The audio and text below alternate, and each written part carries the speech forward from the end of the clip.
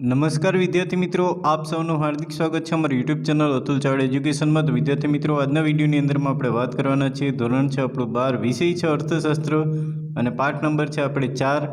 આવનારી તમારી પરીક્ષા સબ એકાઉન્ટન્ટ અને સબ ઓડિટરની મોસ્ટ આઈએમપી તમારે આ જે પાઠમાંથી પ્રશ્ન પૂછવાના છે તેના વિશે આપણે આજના વિડીયોની અંદરમાં ચર્ચા કરવાના છે। તો વિડીયોને આગળ વધારતા પહેલાં વિદ્યાર્થી મિત્રો, જો તમે અમારી ચેનલ ઉપર નવા હો તો પ્લીઝ ચેનલને સબસ્ક્રાઈબ કરી લેજો અને બાજુનું બેલ આઇકન પ્રેસ કરી લેજો, જેથી કરીને આવા લેટેસ્ટ વિડીયોના નોટિફિકેશન તમને મળતા રહેશે।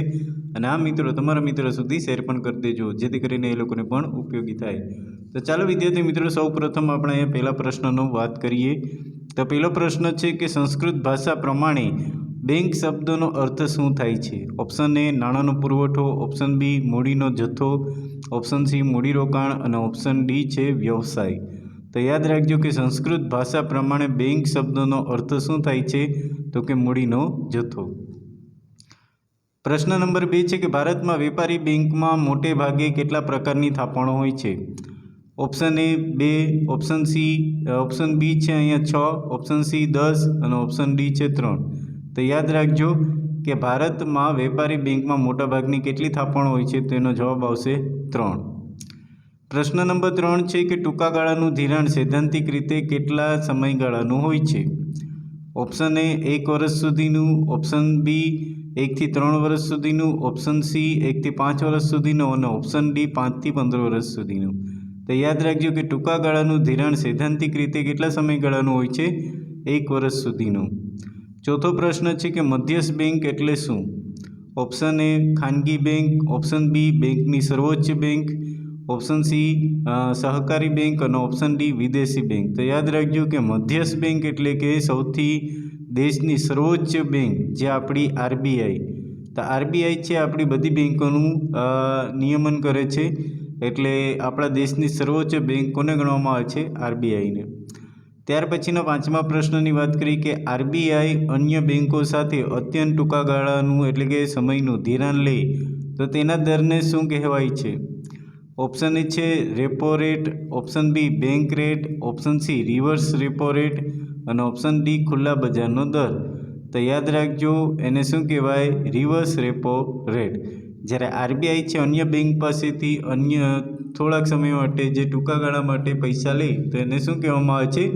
Reverse repo rate. છઠ્ઠા પ્રશ્નની વાત કરીએ કે સંસ્કૃત ભાષામાં બેંકનો મળતો આવતો શબ્દ કયો છે? ઓપ્શન એ ધંધો, ઓપ્શન બી વ્યવસાય, ઓપ્શન સી પાટલી અને ઓપ્શન ડી છે ભાંડ। તો યાદ રાખજો કે સંસ્કૃતમાં ભાષામાં બેંકનો મળતો આવતો શબ્દ કયો છે? ભાંડ। ત્યાર પછીનો 7મો પ્રશ્ન છે કે બેંક શબ્દને નીચેનામાંથી કોની સાથે સંબંધ છે? ઓપ્શન એ નાણાં પ્રાપ્તિ માટે, ઓપ્શન બી નાણાંનો ઉપયોગ, ઓપ્શન સી નાણાંનો ભંડોળ અને ઓપ્શન ડી છે લેવડ દેવડ। તો જવાબ યાદ રાખજો, બેંક શબ્દને નીચેનામાંથી કોનાથી સંબંધ છે? નાણાંના ભંડોળ માટે। 8મો પ્રશ્ન છે કે વિશ્વની સૌ પ્રથમ બેંક કયા વર્ષે સ્થાપેલી હતી? ઓપ્શન એ 1401માં, ઓપ્શન બી ઈસવીસન 1601માં, ઓપ્શન સી ઈસવીસન 1201માં અને ઓપ્શન ડી ઈસવીસન 1570માં। તો યાદ રાખજો કે વિશ્વની પ્રથમ બેંક કઈ સાલમાં? તો કે 1401માં। ત્યાર પછીના 9મા પ્રશ્નની વાત કરીએ તો 9મો પ્રશ્ન છે કે વિશ્વની સૌ પ્રથમ બેંક કયા દેશમાં સ્થપાયેલી હતી? Option A Japan, option B Spain, option C Russia અને ઓપ્શન ડી શ્રીલંકા। તો યાદ રાખજો કે વિશ્વની સૌથી ફર્સ્ટ બેંક પહેલી બેંક છે ક્યાં સ્થાપવામાં આવી હતી? તો કે સ્પેનમાં। 10મો પ્રશ્ન છે કે વેપારી બેંકનું લાંબા ગાળાનું ધિરાણ સૈદ્ધાંતિક રીતે કેટલા વર્ષ સુધીનું હોય છે? ઓપ્શન એ 1 વર્ષનું, ઓપ્શન બી 1 થી 3 વર્ષનું, ઓપ્શન સી 1 થી 5 વર્ષનું અને ઓપ્શન ડી 5 થી 15 વર્ષનું। તો યાદ રાખજો કે લાંબા ગાળાનું ધિરાણ કોને કહેવામાં આવે છે? 5 થી લઈ અને 15 વર્ષ સુધીનું। ત્યાર પછીનો 11મો પ્રશ્ન છે કે સામાન્ય રીતે કયા ખાતાની થાપણો વધુ તરલ હોય છે? ઓપ્શન એ ચાલુ, ઓપ્શન બી બચત, ઓપ્શન સી રિકરિંગ અને ઓપ્શન ડી બાંધી મુદત। તો જવાબ શું આવશે? તો એનો જવાબ આવશે ઓપ્શન એ। સામાન્ય રીતે કયા ખાતાની થાપણો વધુ તરલ હોય છે? તેનો જવાબ છે આપણે ચાલુ ખાતું। ત્યાર પછીના આપણે 12મા પ્રશ્નની અહીંયા વાત કરીએ તો 12મો પ્રશ્ન છે કે કયા પ્રકારની થાપણો ઉપર બેંક સૌથી વધુ વ્યાજ ચૂકવે છે?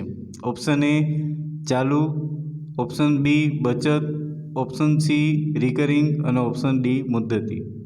તો જવાબ આવશે કે મુદ્દતી જે થાપણો છે એના ઉપર સૌથી વધુ બેંક વ્યાજ ચૂકવે છે. 13મો પ્રશ્ન છે કે વેપારી બેંકની શાખ સર્જનની પ્રવૃત્તિ વધે ત્યારે નાણાંના પુરવઠા ઉપર કેવી અસર પડે છે? ઓપ્શન એ વધારો થાય છે, ઓપ્શન બી ઘટાડો થાય છે, ઓપ્શન સી કોઈ ફેર પડતો નથી અને ઓપ્શન ડી નકારાત્મક બને છે. તો જવાબ આવશે કે જ્યારે શાખ સર્જનની પ્રવૃત્તિ વધે ત્યારે નાણાંના પુરવઠામાં વધારો થાય છે. એટલે જવાબ આવશે ઓપ્શન એ. 14મો પ્રશ્ન છે કે ધારો કે પ્રાથમિક થાપણ 1000 રૂપિયા 1000 અને રોકડ અનામતનું પ્રમાણ 10% હોય તો અંતે કેટલા નાણાંનું સર્જન થશે? ઓપ્શન એ 2000નું, ઓપ્શન બી 10,000નું, ઓપ્શન સી 5,000નું અને ઓપ્શન ડી 20,000નું. તેનો જવાબ આવશે ઓપ્શન બી. કેટલાનું થશે? 10,000નું. ત્યાર પછીનો 15મો પ્રશ્ન છે કે ઈસવીસન 1962 પછી કુલ થાપણોના કેટલા ટકા રકમ રોકડ અનામત પ્રમાણ તરીકે રાખવાનું આરબીઆઈએ નક્કી કર્યું છે? ઓપ્શન એ 3%થી 15%, ઓપ્શન બી 10%થી 15%, ઓપ્શન સી 20% અને ઓપ્શન ડી 40%. તો યાદ રાખજો કે 1962 પછી કુલ થાપણો ઉપર કેટલા ટકા રકમ રોકડ અનામત તરીકે રાખવાનું છે? તેનો જવાબ આવશે 3%થી લઈ અને 15%. ત્યાર પછીના 16મા પ્રશ્નની વાત કરીએ કે નાણાકીય નીતિ ઘડતર કાર્ય કોણ કરે છે? ઓપ્શન એ કેન્દ્ર સરકાર, ઓપ્શન બી વેપારી બેન્કો, ઓપ્શન સી રાજ્ય સરકાર અને ઓપ્શન ડી મધ્યસ્થ બેંક. તેનો જવાબ આવશે એનો આખું નિયમન કોણ કરે છે? મધ્યસ્થ બેંક દ્વારા. 17મો પ્રશ્ન છે ભારતમાં ચલણી સિક્કાઓ કોણ બહાર પાડે છે?